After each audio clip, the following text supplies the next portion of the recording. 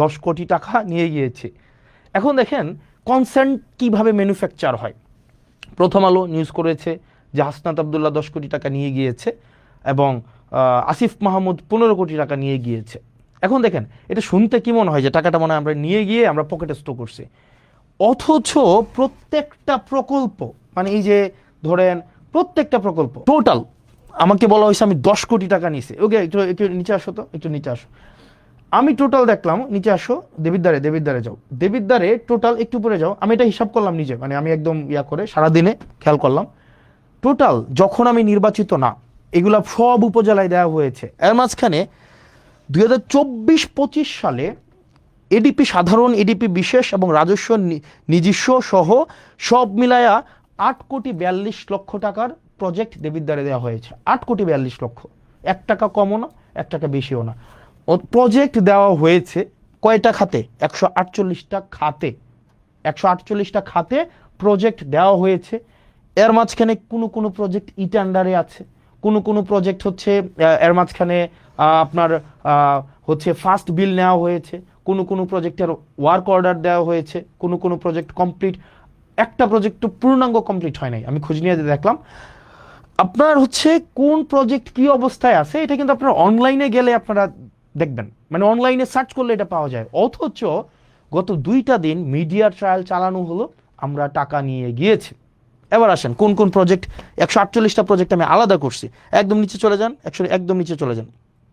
ওকে, দেবিদ্বারে, ওকে দেবিদ্বারে যান, এই যে আরো নিচে যান। উনি আমাকে বললেন আমি 10 কোটি টাকা নিয়ে গিয়েছি। 10 কোটি টাকা নিয়ে গিয়েছি টোটাল হচ্ছে 3-4টা ভাবে অন্যান্য উপজেলার মতো করে দেবিদ্বারেও বরাদ্দ দেওয়া হয়েছে 148টা খাতে, বিভিন্ন 6টা ভাগে, 6 ভাগে সব উপজেলার সাথে বরাদ্দ দেওয়া হয়েছে। এবার দেখেন প্রত্যেকটাই টেন্ডার প্রক্রিয়ার মধ্য দিয়ে হয়েছে। কোনোটায় ওয়ার্ক অর্ডার আছে, কোনোটার ফার্স্ট বিল দেওয়া হয়েছে, কোনোটা এখনো কাজ কমপ্লিট হয় নাই, কোনোটার এখনো পর্যন্ত কাজেও যায় নাই। এবার আসেন এই যে গত 2 দিন ধরে এক ধরনের মিডিয়া ট্রায়াল চালানো হইলো যে এই টাকাটা আমি মানুষের কাছে লুকাইছি, এই টাকা, আরে ভাই এটা লুকানোর কি আছে? এটা তো সব কিছু ওয়েবসাইটে it's very open, broad daylight open. আপনি নেট সার্চ করলে, এবং এটা আমার নির্বাচনের অন্তত 1.5 বছর আগে, 1 বছর আগে নির্বাচন হয়েছে 2026 সালের ফেব্রুয়ারির 12 তারিখ।